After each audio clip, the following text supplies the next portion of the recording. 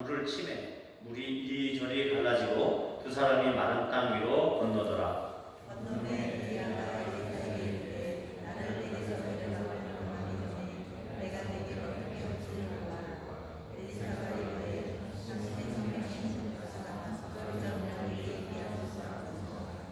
이르되 네가 어려운 일을 구하는도다. 그러나 나를 네게서 데려가시는 것을 네가 보면 그 일이 네게 이루어지려니와 그렇지 아니하면 이루어지지 아니하리라 하고,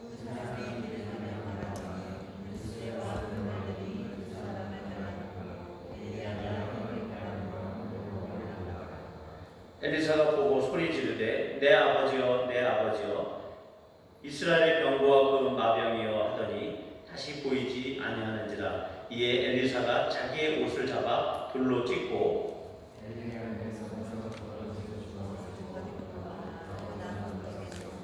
다 함께 엘리야의 몸에서 떨어진 그의 겉옷을 가지고 물을 치며 이르되 엘리야의 하나님 여호와는 어디 계시나이까 하고 그도 물을 치매 물이 이리저리 갈라지고 엘리사가 건너니라. 아멘.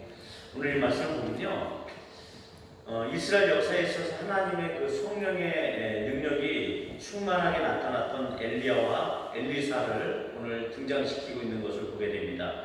특히 엘리야는 우리가 잘 알고 있는 선지자이잖아요. 그래서 이 오늘 혜성처럼 등장한 이 엘리사, 엘리야의 이 제자인 이 엘리사가 그의 그 어떤 경건 생활에 대한 묘사나 이런 배경도 이렇게 많이 나타내지는 않았어요. 단순히 그가 농사일을 하는 사람이었거든요. 그래서 엘리야가 하나님께서 엘리사를 그의 제자로 부르라고 했을 때 엘리사에게 가가지고 네가 농사짓는 것을 다 버려두고 오라 하니까 그가 농사짓는 것을 다 내버려두고 그리고서 이제 엘리야를 쫓아왔거든요. 그래서 그를 하나님의 그 주권적인 그 계획 가운데 부르신 거예요. 그리고 그에게 이스라엘의 병거와 마병의 역할을 했던 그 엘리야. 이스라엘이 군대가 많고 마병들이 많잖아요. 근데 이스라엘은 그런 마병 역할을 못했고 엘리야 한 사람이 모든 그 주변 아람이나 이런 주변 강대국들로부터 엘리야 한 사람으로 인해서 하나의 마병과 이스라엘의 병거 역할을 했다 이렇게 표현하고 있단 말이죠. 그런 그 엘리야의 사역을 이제 전수 받아가지고 감당하고 있는 이런 상황들을 지금 오늘 보여주고 있는 겁니다. 이는 경건의 삶의 능력이 많거나 적음이나 이런 것에 상관없이, 그리고 우리가 어떤 축적된 은혜가 많거나 또 신앙이 성숙하거나 이런 것에 상관없이 우리처럼 이렇게 미천한 우리도 하나님께서 쓰시고자 하는 자는 이렇게 어떻게 보면 우리 영혼은 마른 막대기 같은 그런 영혼일지라도 하나님께서 능히 하나님의 사람으로 또 이렇게 엘리야처럼 민족의 아버지나 여러분들의 민족의 어머니로 그런 영적인 큰 인물로 사용할 수 있다라고 하는 것을 보여주는 것입니다. 일개 농부가 갑자기 선지자의 반열에 이제 들어서게 된 것이죠. 모르겠어요. 그가 하나님 앞에서 평소에 어떤 경건한 모습으로 나아갔는지 모르겠지만 지금 표면적으로 봤을 때는 일반인들이랑 상관없는 엘리사의 모습을 보게 됩니다. 그렇게 엘리야의 사역을 전수받게 되는 과정에서 우리가 주의 깊게 봐야 될 엘리사의 태도가 있어요. 그 태도를 우리가 좀 신중하게 좀 볼 필요가 있죠. 그런 엘리야가 너는 길갈에 머물러라. 길갈에 같이 있을 때 너는 길갈에 머물러 나는 베델로 가겠다. 그러니까 엘리사의 대답은 아닙니다. 나는 당신을 떠나지 않고 베델로 가겠습니다. 그 1차 베델로 쫓아와요. 그러니까 또 엘리야가 짓궂게도 넌 여기 머물러 있어. 나는 여리고로 갈게.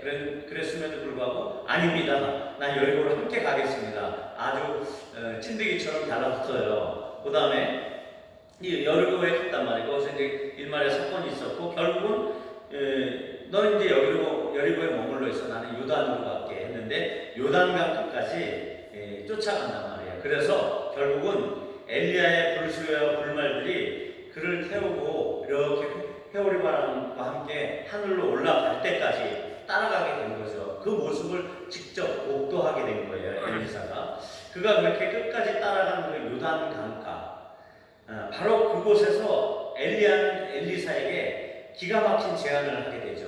뭐라고 얘기하고 있죠?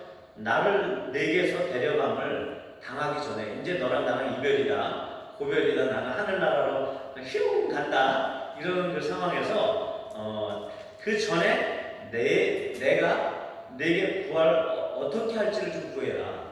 내가 너한테 뭐 해주면 좋겠니? 이 사랑하는 이 수제자에게 내가 뭘 해줬으면 좋겠니? 이렇게 묻는단 말이에요. 이 말은 어떻게 보면 그의 전 인생을 바꿔놓는 한마디였단 말이죠. 예. 그랬을 때 오늘 여러분의 기도 가운데 하나님께서 이렇게 대원자를 통해서 말씀하시는 것처럼, 그러니까 하나님의 마음을 엘리야를 통해서 전달하시는 거잖아요. 엘리사에게. 하나님께서 물어보시는 거예요. 엘리사야, 내가 너한테 뭐 좀 해주면 좋겠니? 이렇게 물어보시는 거거든요. 그런 것처럼 동일하게 오늘 여러분에게 하나님께서 이렇게 말씀하시는 거죠. 내가 내게 오늘 어떻게 해줘야 될지 좀 알려줄래? 내가 확실하게 보여줄게. 이렇게 얘기하시는 거죠. 이런 응답을 받는 시간이 오늘 됐으면 좋겠습니다. 예, 그렇게 주님의 이름으로 축원합니다. 예, 그래서 이때 이렇게 하나님께 이런 식으로 물어보셨을 때 우리는 뭐라고 구하게 될까요? 우리가 한준호 집사님은 이럴 거예요. 하나님, 저 돈이요. 저 영원한 직장이요. 직장의 팀장이요. 뭐 이렇게 구할 것인데요. 어떤 분은 건강이요. 우리 부모님의 건강이요. 부모님이 건강 안 좋으면 마음이 불편하잖아요. 아니면 하나님, 내 자녀의 성공이요. 또 이성 친구요. 또 멋진 비전, 내가 갖고 있는 이 비전을 성취하는 거요. 아니면 내가 지금 당하고 있는 뭐 어떤 문제에 대한 해결이요. 이렇게 구할 수 있을 것입니다. 이는 마치 우리는 이제 그런 태도를 구하지 않고 이제 이 엘리사처럼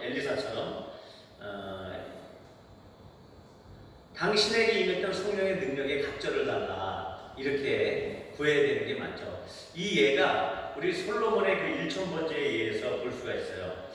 그 1000번째 예배를 하나님께 솔로몬이 드리잖아요. 드렸을 때 하나님께서 그에게 나타나시잖아요. 꿈에서. 그래서 그 솔로몬에게 내가 너한테 뭐 좀 해주면 좋겠니? 아니 1000번이나 제사를 드린 거예요.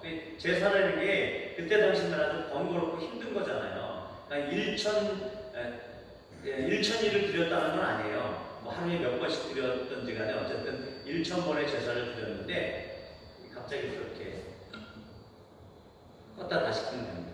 그래서 이제 방법을 알았어요. 그래서 이렇게 1000번의 제사를 하나님께, 하나님을 정말 구하는 자세, 하나님을 전심으로 찾는 자세가 있다 보니까 하나님께서 솔로몬에게 나타나셨단 말이에요. 자신을 드러내셔서 내가 너한테 뭘 해주면 좋겠니? 그랬더니 솔로몬이 기가 막히게도 하나님의 마음에 맞는 이야기를 했어요. 이 왕이라고 하는 것은 어떤 존재예요? 하나님 앞에서 왕은 온전히 하나님을 대리해서 그 백성들을 통치하는 자들이잖아요.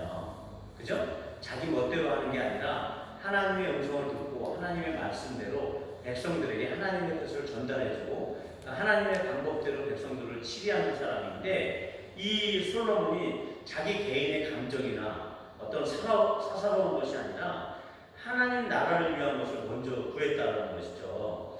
그러니까 하나님께서 뭐라고 얘기하시냐면은 내가 내 말대로 하나님이 그에게 이르시되 내가 이것을 구하도다. 자기를 위하여 장수하기를 구하지도 아니하며 부도 구하지 아니하며 자기 원수의 생명을 멸하기도 구하지 아니하고 오직 송사를 듣고 분별하는 지혜를 구하였으니, 백성들의 다툼과 이 송사에 대해서 이걸 잘 듣고 해결해 주고자 하는 그런 지혜를 구했단 말이에요. 그러니까 하나님의 마음에 옳거니 이거 내 마음에 맞는 대답이다. 왜냐하면 하나님의 마음은 백성에게 있는 거지 이 왕에게 있는 게 아니거든요. 왕은 백성을 대리 통치하는 그 대리자로 있는 것이란 말이에요. 근데 이 대리자의 역할을 잘 감당하고 있는 거죠. 네. 아버지의 마음을, 하나님의 마음을 잘 깨닫고 있는 것이에요. 그래서 이런 사사롭고 개인적인 게 아니라 하나님의 나라, 하나님의 뜻을 구했기 때문에 하나님의 대리 통치자인 왕으로서 그 백성의 문제를 잘 해결해주고 하나님의 통치가 그 땅에 임하도록 하는데 필수적인 하나님의 지혜를 구했단 말이죠. 이런 것처럼 엘리사는 당신의 성령이 하시는 역사가 갑절이나 내게 있게 하소서라고 구했습니다. 그러나 우리는 성령 그분 자체를 구해야 되는 사람들이에요. 성령의 능력이 아니라 성령 그분 자체를 구해야 된다는 겁니다. 그러면 우리는 대부분 성령께서 우리 마음 안에 있다고 얘기를 하잖아요. 우리 안에 계시다고. 그래서 그 어떤 솔로몬처럼 지혜를 구했는데 성령 그분은 지혜의 본체이시거든요. 하나님이시기 때문에 지혜의 본체이시고 모든 힘과 능력의 원천이시란 말이에요. 성령으로부터 모든 힘과 능력이 나오시는 분이란 말이죠. 그렇기 때문에 그 성령께서 솔로몬에게 주셨던 어떤 부와 장수와 영광도 우리에게 성령이 우리 속에 있다라고 하면 부와 영광과 장수가 우리에게 있는 것입니다. 그래서 솔로몬이 구했던 지혜보다 더, 그 다음에 이 엘리사가 구했던 성령의 능력보다 더한 것을 우리가 소지하고 있는 분들이에요. 그래서 엘리사는 그분의 역사만을 구했지만 우리는 그분 자체를 구해야 되는 거죠. 그분의 인격 자체를 구해야 되는 거고 그분 자체가 갖고 계신 모든 속성을 우리가 구해야 되는 것입니다. 그런 것처럼 우리가 능력만 바라보면 안 되는 거예요. 성령을. 그래서 그분께서는 이미 우리 안에 오셔서 우리를 이곳 기도하는 자리로 불러주신 거거든요. 그분을 찾는 자리, 하나님을 다라시하는 자리로 이끄시는 것이란 말이죠. 엘리사가 엘리야를 그렇게 붙들고 늘어지면서 온 것처럼 우리가 이 시간이 늦은 밤에 쳐야 한다 그래도 겁내지도 않고 이렇게 뻣뻣하게 오신 여러분들은 정말 이렇게 하나님을 찾아서 막 거절해도 오시는 그런 분들처럼 엘리야가 너 거기 있어, 너 길갈에 있어, 아니에요 그래도 쫓아가고 이런 그 엘리사처럼 여러분들이 아주 귀한 분입니다. 그래서 오늘은 성령님에 대한 성경을 통해서 우리가 구체적으로 좀 알아보고 성령 세례는 과연 무엇인가, 그리고 성령 충만은 무엇인가, 이거를 또 한준호 집사님이 얘기하는 그 방언의 실체에 대해서 지난번에 방언 한번 물어보니까 엉뚱한 대답을 하더라고요. 그래서 방언의 실체에 대해서 좀 오늘 같이 이야기를 해볼까 합니다. 왜냐하면 성령님이 계시지 않으면 우리의 기도가 마른 기도가 되어버려요. 풍성한 기도가 될 수 없고, 그리고 성령님과는 오랜 교제의 기도의 시간을 통해서 더 상승되어지는 것이죠. 그러니까 우리가 조금 성령님과 교제하고 나서 흥 하고 됐지 그러고 자리를 뜨게 되면요, 그 교제가 깊어지지 못해요. 그래서 오늘 이 시간에 엘리사가 엘리야를 그렇게 붙들고 늘어진 것처럼 그는 성령의 능력을 구했지만 우리는 성령께서 이 시간에 우리를 이곳에 인도하셨고 이 말씀을 통해서 우리가 성령에 대한 본체를 정확하게 파악하고, 그래서 성령의 말씀에서 이야기하시는 그 성령의 능력과 성령의 임재하심과 성령 충만과 성령 세례를 이해해서 앞으로는 성령과 동행하는 우리의 삶이 될 수 있도록 그렇게 했으면 좋겠다는 거죠. 그래서 오늘 말씀은 좀 길지만 끊었다 할 거예요. 한 9시 45분 앞으로 한 12분까지 하고 잠깐 쉬었다가 티타임 갖고 한 10분 쉬었다가 한 30분 더 하고 마무리 짓도록 하겠습니다. 왜 불만이에요? 네. 어차피 오늘 시간 없습니다. 자, 예수님께서 자신의 그 십자가 있잖아요. 십자가를 지시던 전날 밤에 예수님의 제자들과 만찬을 하신단 말이에요. 그 마지막 만찬 자리에서 예수님께서 하신 그 고별 자리의 이야기가 있는데, 내가 가고 나면은 또 다른 보혜사가 온다 이렇게 얘기를 하고 있어요. 요셉아, 보혜사가 무슨 뜻이지? 보혜사? 네. 성령이시. 무슨 뜻이냐고요? 성령님은 알고 있는데 무슨 뜻이죠? 네. 자, 보혜사라는 뜻은 돕는 분, 돕는 자, 아니면 위로자 이런 뜻이에요. 그래서 예수님은 부활하셔서 제자들에게 40일간 보였단 말이에요. 그리고 나서 하늘에 올라가시기 전에 예수님께서 죽으시던 명절인 6월절로부터 6월절 있잖아요. 6월절 날 죽으셨잖아요. 예수님. 6월절 전날. 그래서 6월절이 되기 그 전날에 죽으시고 나서 그 다음에 부활하셔서 며칠간 있었죠? 40일 있었단 말이에요. 그러고 나서 하늘로 승천하시기 전에 뭐라 그래요? 몇 날이 못 되기 전에 몇 날이 못 되기 전에 약속하신 그 성령이 너희에게 오실 것이다 했단 말이에요. 그런데 이 6월절로부터 77이 49, 77절 그 다음 날이 오순절이란 말이에요. 오순절날 또 예루살렘으로 각 지방에서 몰려와서 명절을 지냈거든요. 6월절 명절이지만 이 오순절도 명절이란 말이에요. 그래서 이 디아스포라 각국에 흩어져 있던 그 유대인들이 이방의 언어를 사용하던 그 사람들이 예루살렘으로 모였단 말이에요. 그리고 제자들은 마가의 다락방에서 120문도가 계속 기도하고 기도했던 말은 없지만 그들이 앉아서 뭐 했겠어요? 기도했겠죠. 계속 그렇게 기도하고 있었을 때 어떻게 하냐면 갑자기 불의 혀 같은 것이 각 사람 위에 나타나더니 어디 바람 소리 같은 것도 나타나고 이렇게 하더니 성령이 임하시기 시작하더니 그들이 방언을 한단 말이에요. 방언을. 그렇게 하니까 그 주변에 있던 사람들이 이게 무슨 소리인가? 이거 우리나라 지방의 소리인데? 그래서 각 지중해 일대에 흩어졌던 그 사람들의 각 지역의 언어로 막 그 소리들을 하는 거예요. 그 입에서 그런 말들이 나온단 말이에요. 그래서 이 방언은 결국은 각 지방 언어예요. 지방 언어를 통해서 성령께서 역사하셔서 그 언어로 무엇인가 얘기했겠죠. 그 사람들이 알아듣도록. 그래서 그때 영향을 받았던 사람들이 그 오순절날 그렇게 3,000명, 5,000명이 회개하는 그런 역사가 있고 나서 그 복음을 접했고 각 나라에 온 사람들이 결국은 흩어졌단 말이에요. 다시 그 지역으로. 그래서 안디옥이라는 그 수리아 안디옥 지금 터키 지역인데 그쪽에 있는 지역에서도 교회가 성립이 되고 바울도 한 번도 가보지 못한 로마에서도 교회가 성립이 되고 이런 일이 있었단 말이에요. 결국은 그때 영향을 받았던 사람들이 흩어졌거나 아니면 그 일곱 집사 중에 한 명인 그 스테반이 죽고 나서 그 예루살렘에 핍박이 있었거든요. 핍박 후에 사람들이 흩어졌단 말이에요. 그래서 각 지역에 흩어졌던 사람들이 결국은 각 곳으로 가서 회당에서 복음을 전하고 교회를 만들고 이런 일들이 있게 된 것이란 말이죠. 자, 오늘 예수님께서 그래서 그 제자들이 한 10일 동안 절대 예루살렘 떠나지 마라. 갈릴리나 니네 고향인 그 갈릴리나 이 여타 지역으로 떠나지 말고 약속하신 성령을 너희가 선물로 받을 거야. 성령은 그래서 선물이에요. 값없이 주시는, 아무 노력 없이 주시는 그런 선물이란 말이죠.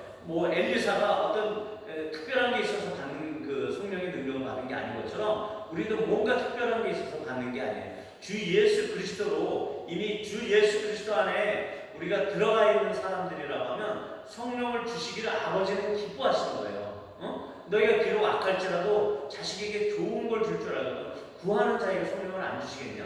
그러니까 구해야 되는 거예요, 성령을. 근데 성령을 구한다는 의미가 우리가 혼동을 가질 수가 있는데 성령을 구한다는 의미를 오늘 지금 잘 이해하시면 좋을 것 같아요. 그래서 성령의 오심은 예수님의 약속하신 거예요.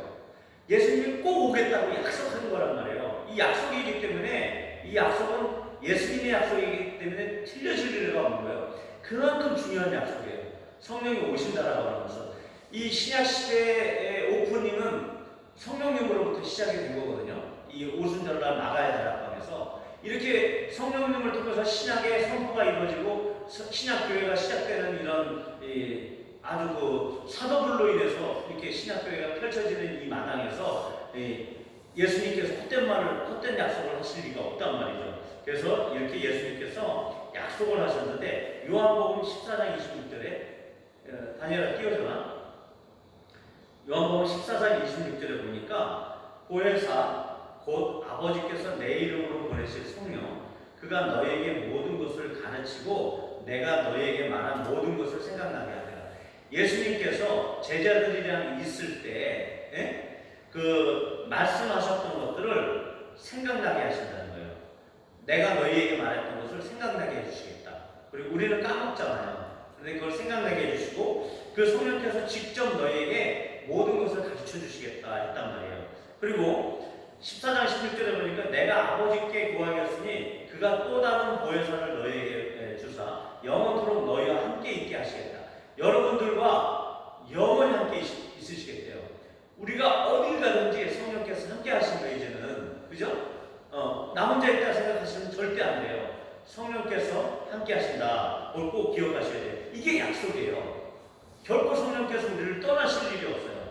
우리가 낙담 가운데 있을지라도 우리가 어떤 실패 가운데 있을지라도 결코 떠나지 않는다. 그러나 내가 너희에게 실상을 말하노니 내가 떠나가는 것이 너희에게 더 유익이라. 내가 떠나가지 아니하면 보혜사가 너희에게로 오시지 아니할 것이요 가면 내가 그를 너희에게로 보내리니. 위탁의 관계예요. 예수님께서는 성령님께 위탁을 하고 자기는 승천해서 올라가신다. 자기의 사역은 끝났어요. 인자로서의 하나님이시면서 인간으로 오신 완전한 인간으로 오신 그 예수님께서 자기의 온전한 사역을 마치고 성령님께 모든 자기의 다른 사역을 위탁하고 자기는 떠나버리시는 거예요. 아주 이런 협력과 두 분 삼일체 그 중에서 두 위격께서 이렇게 놀라운 사역의 협동을 보이시는 상황들을 보여주고 있는 거죠. 그래서 이런 모든 것들이 약속되어진 것이다. 사도행전 2장 33절에 보니까 하나님이 오른손으로 예수를 높이시네 그가 약속하신 성령을 아버지께 받아서 너희가 보고 듣는 이것을 부어주셨느니라. 이렇게 사도행전 이 초창부에 이 오순절날 다락방에 성령께서 강권적으로 역사하셨던 이 모든 것들이 약속되어 있던 거란 말이죠. 우리가 그래서 구원받은 것도 약속되어 있던 거예요. 하나님께서 너 구원하기로 작정하신 거예요, 스스로. 그래서 그 약속을 신실하게 지키기 위해서 여러분들이 그리스도 안으로 들어오신 거고 결국은 이렇게 성령에 대해서도 같이 배울 수 있게 된 것입니다. 사도행전 2장 1절에서 21절을 함께 우리 돌리니까 이거 한번 같이 읽도록 하겠습니다. 제가 입이 아프니까 이거는 여러분들이 한번 읽어보세요. 시작. 크게 좀 하세요. 다시. 안 보여요? 사도행전 2장 1절에서 21절. 사도행전 2장 1절에서 21절.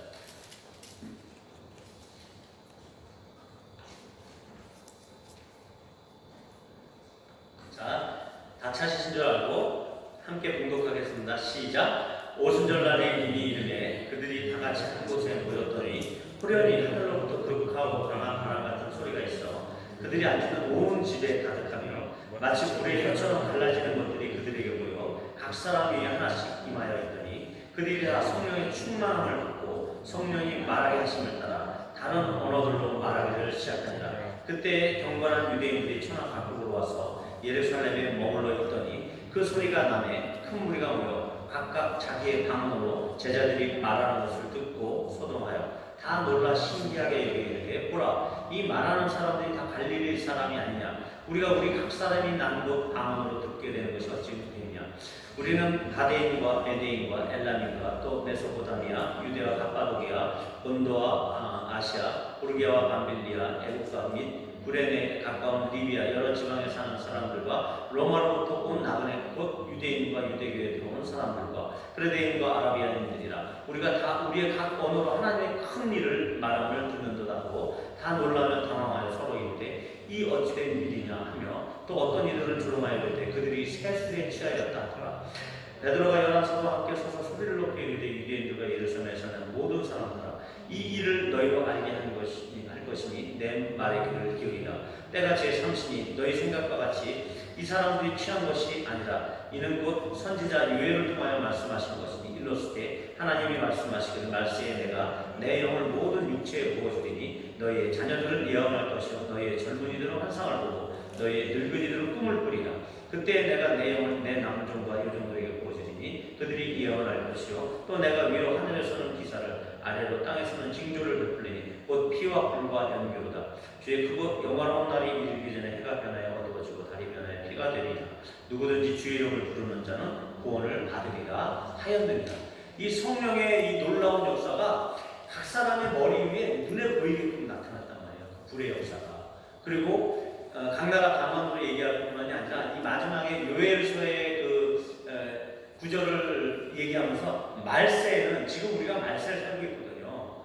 예수님 때부터 벌써 2000년이 지나서 이제 지금은 더 말세를 가고 있는 이때에 하나님께서 내 영을 내 남종과 여종들에게 예수 우리 왕이여 우리는 주님의 종들 이렇게 아까 찬양했잖아요. 예수는 우리 주라고 얘기하고 그런 것처럼 여러분들 남종 여종들에게 하나님께서 영을 부어주셔가지고 젊은이들은 환상을 보고 늙은이들은 꿈을 꾸고 어린애들은 예언을 하는 이 일들이 실제적으로 있겠다라는 것도 약속이라는 거죠.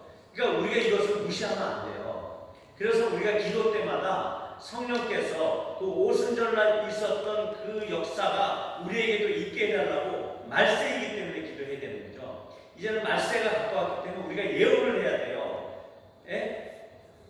환상을 봐야 돼요. 꿈을 꿔야 된단 말이죠. 그것을 교회들에게 전달해야 되고 교회들은 말씀만 보고 그런 것들을 다 하고 있다고 하지만 성령의 역사가 없기 때문에 그들이 어웨이큰 하지 못하는 거예요. 깨어있지 못한단 말이죠. 우리 교회에서 성령의 역사가 일어나서 다른 교회에게 그 역사를 전달해줘야 되는 그런 사명을 갖고 있을 수도 있는 것입니다. 자, 어찌됐든 이렇게 오순절날 오셔서 약속이 성취되어지는 이런 모습들을 보게 됩니다. 그리고 두 번째로 성령으로 잉태된 예수님께서도 성령과 더불어 사역을 시작하셨단 말이에요. 예수님은 누구예요? 어떻게 태어나셨어요? 성령으로 잉태하신 분이에요. 그분 안에 성령이 있죠? 성령으로 잉태되신 분이 그분 안에 성령이 없었겠어요?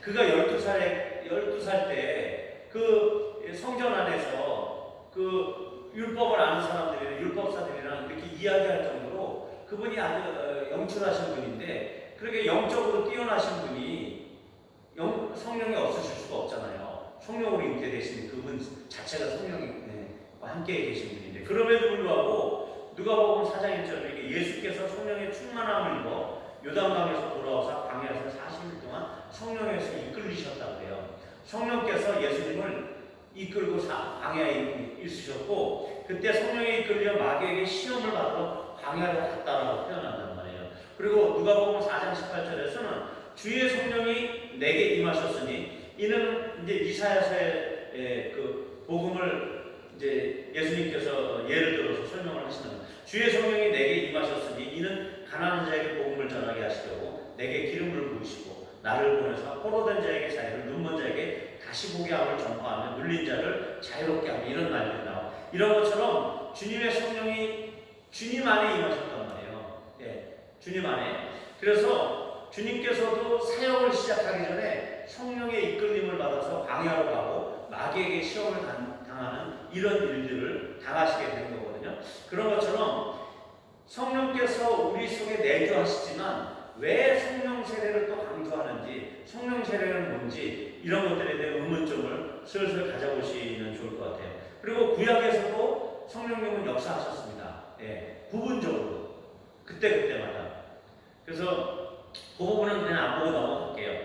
자, 그 다음에 성령께서는 하나님의 자녀의 거듭남에 있어서 아주 깊이 관여하시는 분이에요. 우리가 거듭났잖아요. 하나님의 자녀인 거 여러분들 다 확신하잖아요. 이 부분에 있어서 그러므로 내가 너희에게 알리노니 하나님의 영으로 말하는 자는 누구든지 예수를 저주할 자라 하지 아니하고 또 성령으로 아니오는 누구든지 예수를 주라 할 수 없느니라. 우리가 주님 이렇게 얘기하는 것은 우리 속에 계신 성령 때문에 그런 거예요. 누구든지 주님을 주님이라고 예수님을 주님이라고 부를 수가 없어요. 성령이 아니고서는. 그럼 우리 속에 성령이 계신 거라고요. 확실하게 믿으시면 돼요. 그리고 요한복음 3장 5절에서 8절에 보면은 니고데모라고 하는 그 예루살렘의 산헤드린 공무원, 아주 고급 공무원이에요. 그 산헤드린 공무원이 낮에는 예수님을 찾아가게 되면 그 유대인들로부터 비난을 받을까봐 왕따가 될까봐 유대교로부터 축출을 당할까봐 밤에 몰래 찾아온단 말이에요. 예수님에게. 그러면서 예수님 앞에 어떻게 영생을 얻어야 되는지 어떻게 하나님 나라가 내게 임하는 것인지 이런 얘기들을 하게 된단 말이에요. 그때 예수님께서 뭐냐면 물과 성령으로 거듭나지 않으면 하나님 나라에 들어갈 수 없다라고 하면서 성령을 근거로 얘기했습니다. 물이라고 하는 것은 이제 뭐 세례나 죄 씻음이나 회개라는 것들을 얘기하겠지만 어쨌든 성령에 대해서 거듭나야 되는 그 모든 모티브가 성령이다 이렇게 표현하고 있고요. 로마서 8장 16절에서 성령이 친히 우리의 영과 더불어 우리 영이 있단 말이에요. 그 영과 더불어 우리가 하나님의 자녀인 것을 증언하고 계시대요.